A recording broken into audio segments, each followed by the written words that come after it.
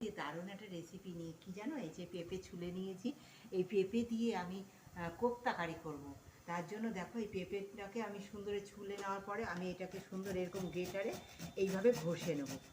আলু গ্রেট করা দিয়ে দিচ্ছি, বেসন, নুন, হলুদ, সামান্য ধনে পাতা শুকনো, সামান্য কাজু কিশমিশ কেটে নিয়েছি, আর দিচ্ছি ধনে জিরে, এই ভাজা মশলা, আর আদা কুচি, লঙ্কা কুচি, সামান্য চিনি।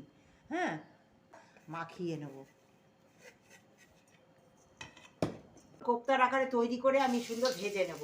আলু আর কোপ্তাগুলো আমি সুন্দর সব লাল লাল করে ভেজে নিয়েছি। দুটো দারুচিনি ফোড়ন আর তেজপাতা একটা।